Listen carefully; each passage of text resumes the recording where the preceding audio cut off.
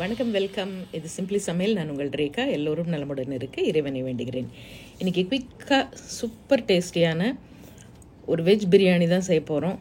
காலையில் நீங்கள் ஆஃபீஸ்க்கோ ஸ்கூலுக்கோ இவ்வளோ ஃபாஸ்ட்டாக ஒரு 20 நிமிஷத்துக்குள்ளே இந்த பிரியாணி அருமையாக செஞ்சு லஞ்ச் பாக்ஸுக்கும் கொடுத்து அனுப்பிச்சிடலாம். நீங்கள் லஞ்ச் டைமுக்கும் செஞ்சுக்கலாம். செம்ம டேஸ்டியான மஷ்ரூம் சோயா பிரியாணி தான் இன்றைக்கி செஞ்சுருக்கோம்.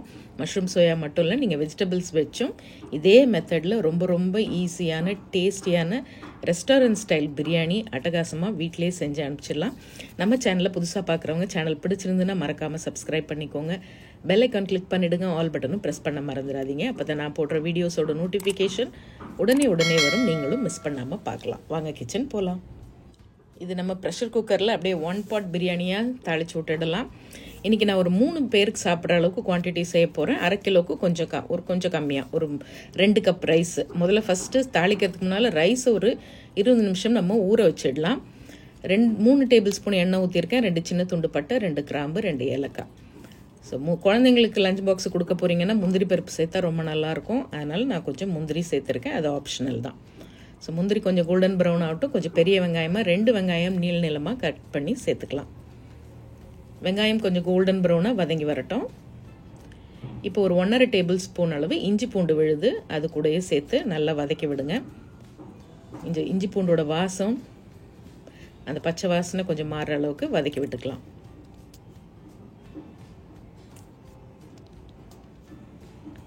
ஸோ இஞ்சி பூண்டு கொஞ்சம் வதங்கி வந்துருச்சு. இப்போ ஒரு 2லேருந்து 3 பச்சை மிளகா. உங்களுக்கு கொஞ்சம் சுருக்குன்னு காரம் வேணும்னா பச்சை மிளகா லேசாக கீறி விட்டு போடுங்க. அப்படி இல்லைன்னா அப்படியே முழுசாக போட்டுக்கலாம். கொஞ்சமாக புதினா கொத்தமல்லி ஒரு கைப்பிடி அளவு போட்டுக்குங்க. அதையும் சேர்த்து வதக்கி விட்டுடலாம். அது கூடவே 2 பழமான தக்காளியும் சேர்த்துக்கலாம்.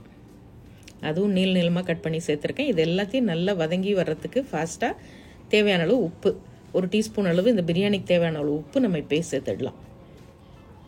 ஸோ எல்லாம் சேர்ந்து தக்காளி எல்லாம் கொஞ்சம் குழஞ்சி வதங்கி வரட்டும். இந்த அளவுக்கு வதங்கினதுக்கப்புறமா நான் இன்றைக்கி ஒரு 200 கிராம் காளான் சேர்க்குறேன். இந்த மஷ்ரூமும் சோயாவும் சேர்த்து செய்யும்போது இந்த பிரியாணிக்கு பார்த்திங்கன்னா ஒரு 50% அந்த மட்டன் பிரியாணியோட ஒரு ஃப்ளேவரும் டேஸ்ட்டும் கிடைக்கும். அதனால் இந்த காளான் கூடவே 2 டேபிள் ஸ்பூன் அளவு தயிர் சேர்த்துக்கலாம்.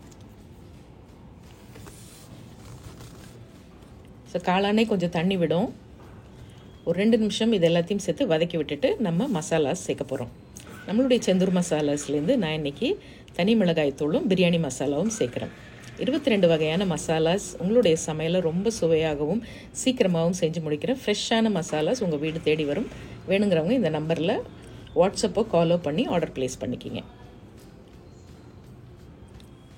இப்போது ஒரு 3/4 டீஸ்பூன் செந்தூர் மிளகாய் தூள் சேர்க்குறேன். கொஞ்சம் ஸ்பைஸியாக சாப்பிட்றவங்க 1 டீஸ்பூன் சேர்த்துக்கலாம். அடுத்தது 1.5 டீஸ்பூன் அளவு நம்மளுடைய செந்தூர் பிரியாணி மசாலா. நல்ல கமகமன் வாசனையோட நம்ம பிரியாணி மசாலாவில் செய்யும் போது டேஸ்ட் ரொம்ப அருமையாக இருக்கும்.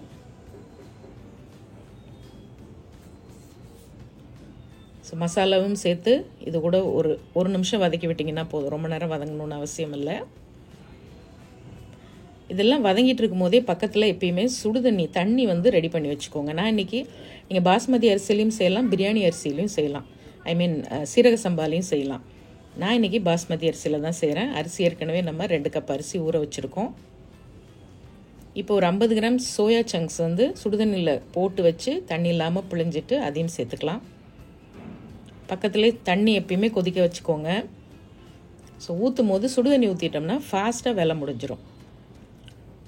நான் எடுத்திருக்க பாஸ்மதி அரிசிக்கு 1 கப் அரிசிக்கு 1.25 கப்பு தண்ணி சேர்த்துருக்கேன். ஸோ 1.5 கப்லேருந்து 1.25 கப் அளவுக்கு நீங்கள் தண்ணி சேர்க்கலாம் எப்பயுமே. ஸோ பாருங்கள், சட்டுன்னு தண்ணி நல்லா கொதிச்சு வந்துருச்சு.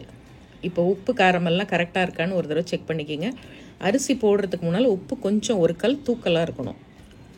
இப்போ ஊறின பாஸ்மதி அரிசியை தண்ணி இல்லாமல் வடிச்சிட்டு சேர்த்துக்கலாம்.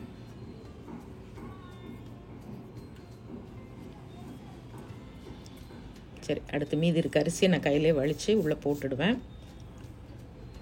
எல்லாம் கலந்து விட்டுடுங்க. நம்ம தயிர் சேர்த்துருக்கோம், தக்காளி சேர்த்துருக்கோம். ஸோ உங்கள் தக்காளி புளிப்பு இல்லை அப்படின்னா ஒரு 1/2 மூடி லெமன் இப்போ நீங்கள் புளிஞ்சு விட்டுக்கலாம். தக்காளி புளிப்பாக இருந்தால் லெமன் தேவையில்லை. எல்லாம் கரெக்டாக இருக்குது. அப்படியே கொஞ்சம் நேரத்தில் பார்த்திங்கன்னா அரிசி வந்து தண்ணி அப்படியே இழுத்துரும். அப்போ இந்த சமயத்தில் ப்ரெஷர் குக்கர் மூடிடுங்க. வெயிட் வச்சுட்டு நல்ல சிம்மரில் ஒரு 10 நிமிஷம் ஃபுல் சிம், அப்படி லைட்டாக ஃப்ளேம் வந்தால் போகிறோம், ஒரு தம் இருக்க மாதிரி.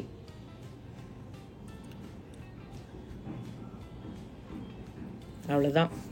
கரெக்டாக 10 நிமிஷத்தில் ஓப்பன் பண்ணிங்கன்னா சும்மா கமன்னு வாசனையோட நம்மளோட பிரியாணி ரெடி ஆகிடும். ரொம்ப குயிக்காக உங்களுக்கு கட் பண்ணி எல்லாம் ரெடி பண்ணி வச்சுக்கிட்டிங்கன்னா 20 நிமிஷம் தான் உங்களுக்கு பிரியாணி குக்கிங் டைம். ஸோ வாங்க இப்போ ஓப்பன் பண்ணிடலாமா? பாருங்கள், நல்லா உதிரியாக ரைஸ் எவ்வளோ நீள் நிலமா நல்லா அருமையாக ஃபஸ்ட் கிளாஸாக பிரியாணி ரெடி ஆகிடுச்சு. சொன்ன மாதிரி கிட்டத்தட்ட அப்படி மட்டன் பிரியாணியோட அந்த ஃப்ளேவர் நல்லாவே உங்களுக்கு வரும். சின்னவங்கள்லேருந்து பெரியவங்க வரைக்கும் எல்லோரும் ரொம்ப என்ஜாய் பண்ணி சாப்பிடுவாங்க. கூட ஒரு ஆனியன் ரைத்தா மட்டும் இருந்தால் போதும். காலையிலே நீங்கள் அட்டகாசமாக லஞ்ச் பாக்ஸுக்கு பிரியாணியே செஞ்சு அனுப்பிச்சிடலாம். இதே மாதிரி ட்ரை பண்ணி பார்த்துட்டு எப்படி இருக்குன்னு சொல்லுங்கள். நம்ம சேனலில் புதுசாக பார்க்குறவங்க சேனல் பிடிச்சிருந்ததுன்னா சப்ஸ்கிரைப் பண்ணிக்கோங்க. ஃபேஸ்புக்லேயும் இன்ஸ்டாகிராம் பேஜ்லேயும் ஃபாலோ பண்ண மறந்துடாதீங்க. இன்னொரு ஃபேண்டாஸ்டிக் ரெசிபியோடு மறுபடியும் பார்ப்போம். இது சிம்பிளி சமையல். நான் உங்கள் ரேகா. தேங்க்ஸ் ஃபார் வாட்சிங். Take care. பபாய்.